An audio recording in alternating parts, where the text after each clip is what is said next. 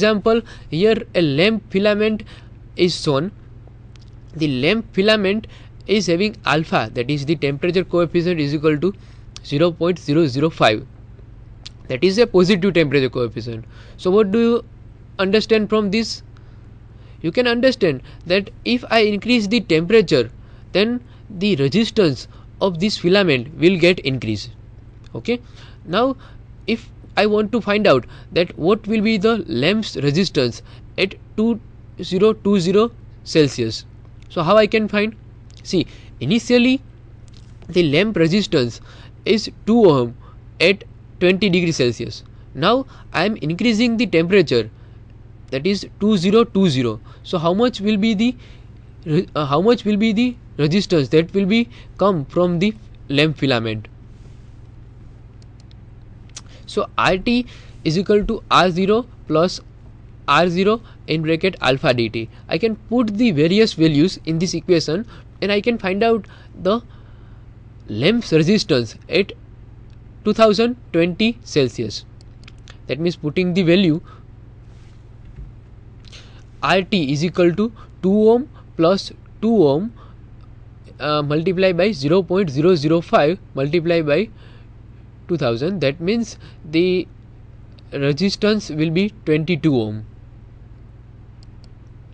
Okay, now this one is the graph which shows the variation of resistance with the change in temperature. This graph is particularly for the copper material. So you can see that if I increase the temperature, then what will happen? That gradually the resistance of that material will get increased. But you can see that at the 0 degree centigrade, this material is also having certain amount of the resistance, that is denoted by R0.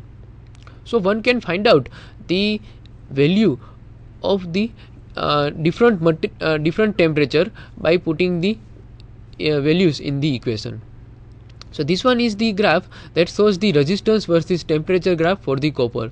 Here it can be seen that at the negative temperature, that is minus 234.5 degrees centigrade, the material, that is the copper material, will be having a almost 0 degree of the resistance. Although this thing cannot be actually prevent, but this one is the graph that can be used for finding out the temperature coefficient, and it can be also used for finding out the various resistance.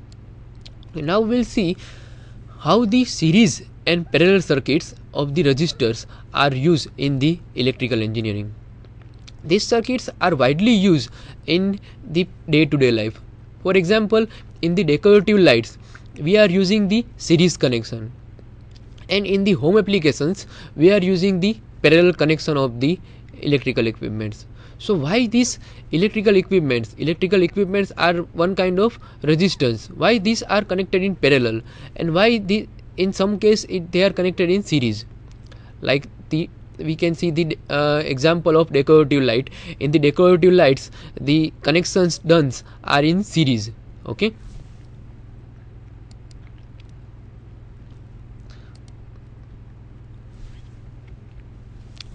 So before doing the analysis of the series connection, first thing in the mind we should see that why the current is same in all the parts of a series circuit.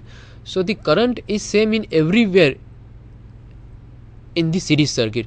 The total resistance is equal to the sum of the individual resistance value, and the total voltage is equal to the sum of the IR voltage drops across the individual resistors. The total power is equal to the sum of the power dissipated by each resistor.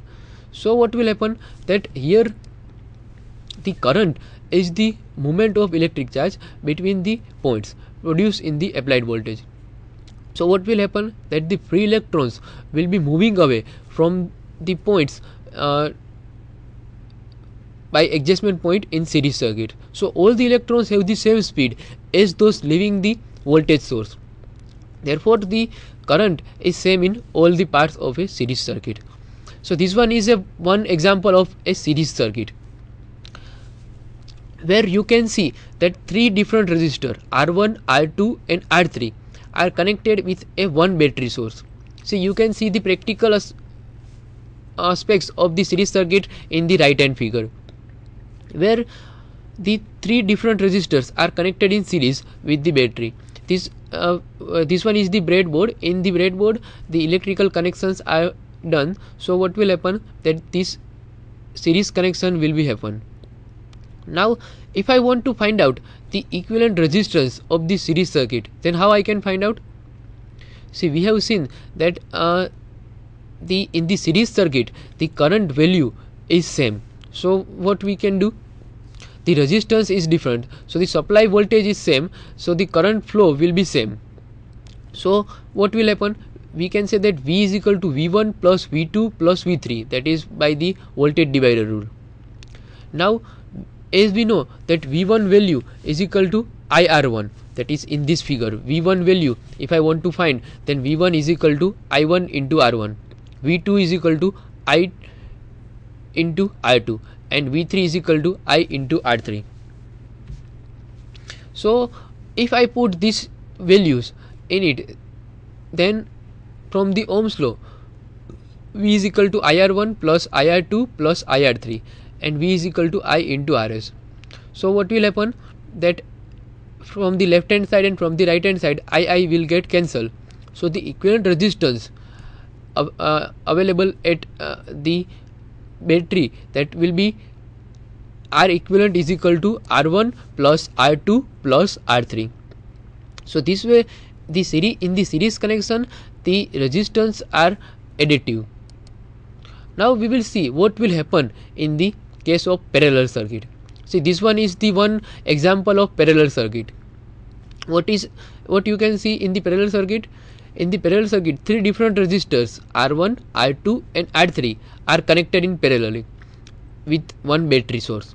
So what will happen, that the current will be divided in different resistor. So that is denoted by I1, I2 and I3. Now three resistors are connected in parallel. So in this case the potential difference across all the resistors is same. Second thing is that the current in each resistor is different. And the third thing is that the total current is the sum of three separate currents. Now if I want to find that how I can find the equivalent resistance in the parallel circuit, I will do one analysis. So from that analysis we can find out that in the parallel circuit how the equivalent resistance can be find out.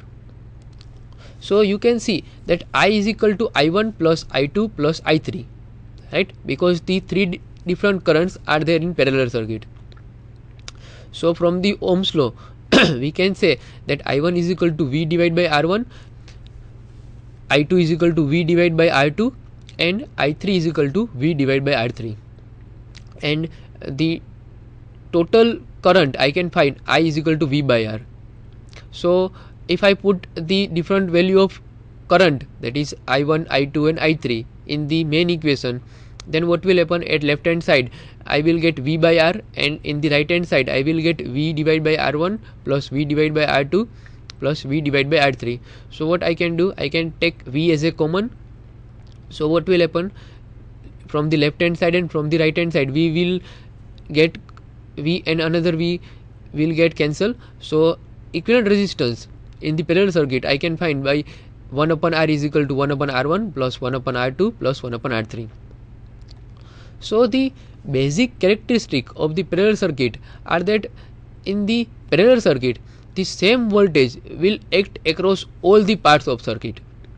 The second is that the different resistors have the individual current, and the third is that branch currents are additive. Fourth is conductance are also additive, and the fifth one is that power will also get additive. So this one you can say that an advantage of parallel circuit, that you can use a same source of electrical supply for the different resistors, while in case of series connection what is the necessary thing? In the series connection, if you are having three different resistors, for example one is rated as a 10 ohm, another one is rated as a 20 ohm, and third one is rated as a 30 ohm. So what will happen, you need a more voltage source battery, right? But here you can use a same amount of source of voltage for giving the supply to the parallel circuit. This formula you have to remember for doing the examples of this parallel circuit, right? Okay, now we'll see what is the difference between the series circuit and parallel circuit. So the first difference is that the current passing through all the elements connected in series is same. In the case of parallel circuit, the voltage across each element connected in parallel is the same. So there is only one path for the flow of current. While in parallel circuit, the path for the flow of current are more than one. In the case of series circuit, the voltage will get additive, that is V is equal to V1 plus V2 plus V3. While in case of parallel circuit, the current will be additive, that is I is equal to I1 plus I2 plus I3. See, in the case of series circuit, R equivalent is greater than Rn, that is how many numbers of resistors you have connected. But in the case of parallel circuit, the equivalent resistor will be very much smaller. You can say that it will be less than R1. Okay, now we will solve some examples of the series and parallel circuits. Okay, this one is the first example in which you can see that three different resistors are connected in series. One is R1, another one is R2, and third one is the R3. So in this circuit, you have to find out how much amount of battery should be connected and the total resistance of the circuit. You have to also find out that how much are the values of the different resistors, that is R1, R2 and R3. So first thing is that the battery voltage, as it is a series connection, so battery voltage V is equal to V1 plus V2 plus V3. So 5 plus 2 plus 6, that is 13 volt is the battery voltage. Now to find out the total circuit resistance, you can find out R is equal to V by I, that is 13 divided by 4, so it will be 3.25 ohm. Now if you want to find out the resistance of the first, then you can find out by using the formula R1 is equal to V1 divided by I. So now you are having the value of V1, and what will be happen, as it is a series connection, so in the series connection the value of current will be same. So in all the case the value of current will be 4 ampere. So you can find out by the formula R1 is equal to V1 divided by I, that is 5 by 4, so it will be 1.25. Same way you can find out R2 and R3. See, in the series connection, as we have seen that R equivalent resistor is the summation of all the resistors, that is R1 plus R2 plus R3. So one can check his answer that R1 plus R2 plus R3, that is 1.25 plus 0.5 plus 1.5, that is 3.25. So same can be also verified in the series connection.